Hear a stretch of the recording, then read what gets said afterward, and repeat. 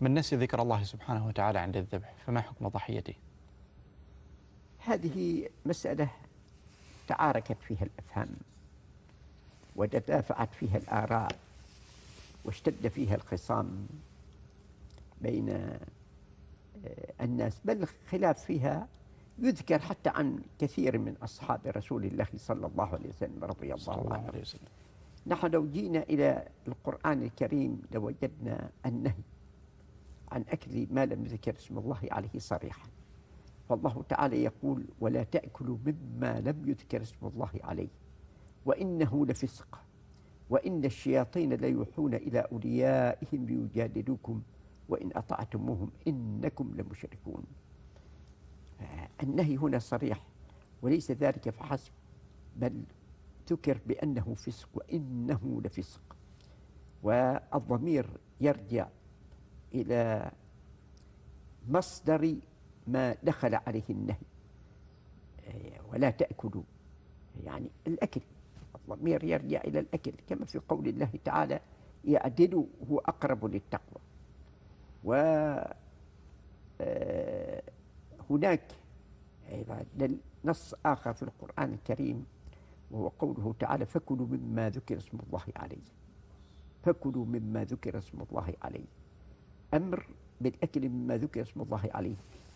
المفهوم المخالف الذي يؤخذ من هذا الدليل هو النهي عن أكل ما لم يذكر اسم الله عليه، وقد جاء ما دل عليه المفهوم في هذه الآية صريحا في الآية الأخرى في قوله تعالى: ولا تأكلوا مما لم يذكر اسم الله عليه.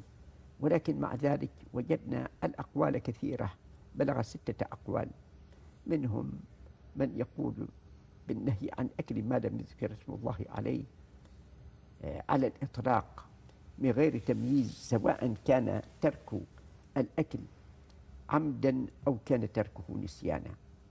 وهذا قول مروي عن جماعة من الصحابة رضي الله عنهم، وقال به بعض الأئمة، قال به كثير من أصحابنا، وهو رواية عن أحمد، وقول كذلك بالنسبة إلى الإمام مالك عنده هذا الرأي، وعلماء كثيرون قالوا بهذا الرأي.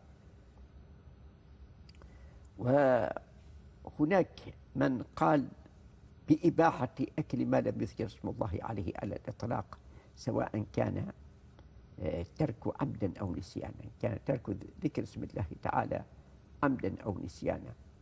وهذا أيضا يعني رأي ينسب إلى بعض الصحابة وإلى بعض التابعين، وهو رأي الإمام الشافعي وأصحابه، وقال به كثير من العلماء. وهناك رأي يفرق بين أن يكون الترك عمدا أو نسيانا، وهذا يروى، وهذا هو رأي الإمام أبي حنيفة، وروي أيضا عن مالك. وهناك رأي آخر وهو أنه إن كان ترك ذكر اسم الله اعتدادا باسم الله الذي في قلبه، فهذا على أي حال يجزيه ذلك، وإلا فلا.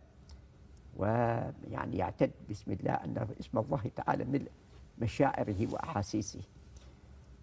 وهناك رأي آخر وهو الكراهة في أكل ما لم يذكر اسم الله عليه من غير تحريم، وقول آخر بأنه إن كان ترك ذكره لاسم الله تعالى استخفافا بالاسم الكريم فهذا يعد فعله هذا حراما وتحرم بذلك الذبيحة، وإلا فلا مانع من أكلها.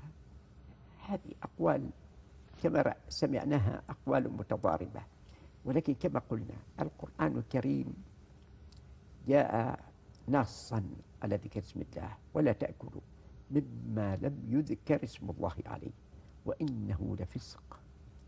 هذا تأكيد وتشديد في هذا. وإن الشياطين ليوحون إلى أوليائهم ليجادلوكم وإن أطعتموهم إنكم لمشركون.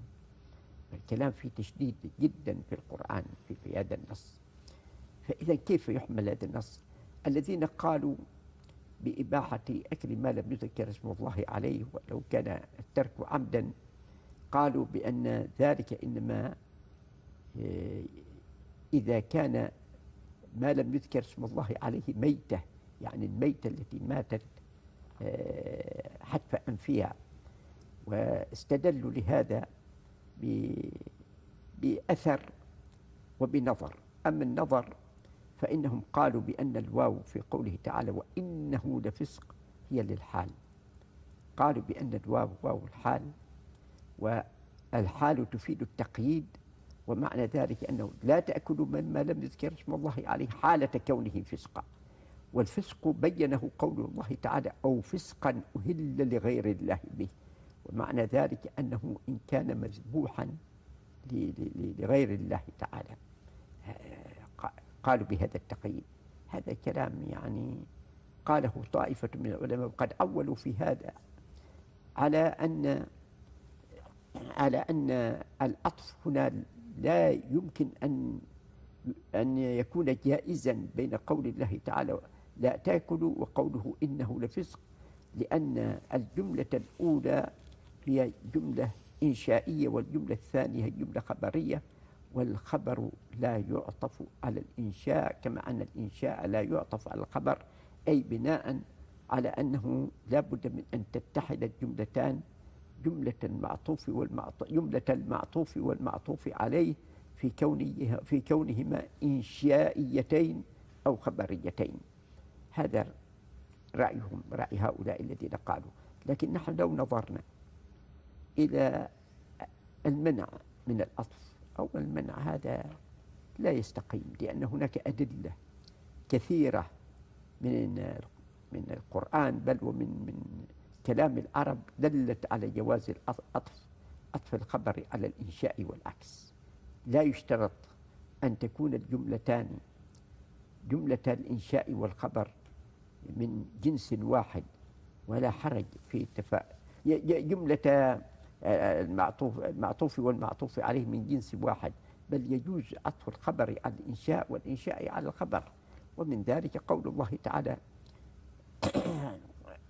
تعالى واتقوا الله ويعلمكم الله، فإن يعلمكم الله خبر، قول اتقوا الله إنشاء، وقد عطف الخبر على الإنشاء. مثل ذلك قول الله تعالى ولا تنكحوا المشركات حتى يؤمن ولا أمة مؤمنة خير من مشركة ولو أعجبتكم، ولا تنكحوا المشركين حتى يؤمنوا ولا عبد مؤمن خير من مشرك ولو أعجبكم. فهنا عطف الخبر على الإنشاء، ثم جاء لإنشاء مرة أخرى ثم عطف عليه الخبر. والأدلة في هذا متعددة في القرآن الكريم، كذلك بالنسبة إلى أشعار العرب. فلذلك نحن لا نرى هذا المنع، منع عطف الخبر على الإنشاء أو الإنشاء على الخبر، على أن الأصل في الجملة الحالية أنها لا تؤكد إلا إذا كان هذا التأكيد مما ينطوي على حكمة، لأن جملة خبرية جملة حالية، الأصل في الجملة الحالية أنها لا تؤكد إلا إذا كان التأكيد لأجل معنى. وقوله هنا وإنه لفسق، تأكيد بإن وتأكيد باللام يدل على أن هذه الجملة غير حالية، جملة خبرية غير حالية، لا تحمل واو هنا على الحال. ثم مما يؤكد عدم كون هذه الجملة حالية أنها عطفت عليها جمل، والأصل في الجمل المعطوف بعضها على بعض أن تشترك في الحكم الذي ينتظمها جميعا. عطفت عليها جمل لا يمكن أن تكون حالا، وإنه لفسق وإن الشياطين لا يوحون إلى أوليائهم ليجادلوكم. هذا لا وجه لاعتبار هذا القيد، قيد وجود الشياطين الذين يجادلون في النهي، وإن أطعتموهم إنكم لمشركون. كل ذلك مما يمنع أن تكون جملة إنه لفسق جملة حالية، وإنما هي لتأكيد الخبر. وعلى أي حال نحن نرى مثل هذا في مواضع أخرى من القرآن، كقول الله تعالى ولا تقبلوا لهم شهادة أبدا، ولا تقبلوا لهم شهادة أبدا ولا تقبل وأولئك هم الفاسقون. وأولئك هم الفاسقون. فقول أولئك هم الفاسقون لا يمكن أن تكون هذه الجملة حالية، لا يمكن أن تكون هذه الجملة حالية، وإنما هذا عطف خبر على الإنشاء. فلذلك نحن نميل إلى القول بالتحريم على الإطلاق، ونقول بأن الذين فرقوا بين حالتي العمد والنسيان هم نظروا إلى أن الإنسان يعفى عن مؤاخذته بسبب النسيان. نعم، يعفى عن مؤاخذته بسبب النسيان فيما يتعلق بالأمور الأخروية. أما بالنسبة إلى صحة الحكم وعدم الحكم فهذا من خطاب الوضع لا يلتفت فيه، لأن الشرط والعلة من خطاب الوضع، ولا يعول في خطاب، لا يلتفت في خطاب الوضع إلى ذكر أو إلى نسيان. هب أن أحدا بناء على القول باشتراط النية للغسل من الجنابة، يغتسل من الجنابة بدون نية، نسي النية، ثم انتبه من بعد، هل يقال بصحة ذلك الغسل لأنه فات وقته وقد نسي النية وهو معذور بسبب نسيانه النية؟ نعم، لا يؤاخذ فيما بينه وبين الله تعالى ما دام ناسيا، ولكن لا تصح الصلاة بذلك الغسل حتى يجدده مع النية، لا بد من أن يجدده مع نية. وكذلك بالنسبة إلى قول لا تأكلوا مما لم يذكر اسم الله عليه، لا، النهي هنا بالنسبة إلى المستقبل، والنسيان بالنسبة إلى الماضي. وفي حالة أكله ذاكر عارف منتبه بأنه لم يذكر اسم الله عليه، فإذا لا يباح له أن يأكل.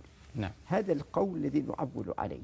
وما قيل من أن اسم الله على قلب المؤمن كل مؤمن، نعم، وكذلك الآيات البينات في صدور الذين أوتوا العلم.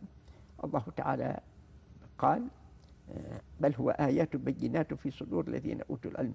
لكن هل يكفي هؤلاء إذا قاموا إلى الصلاة أن يكتفوا بما في صدورهم من الآيات البينات ولا يتلوا شيئا من القرآن في الصلاة؟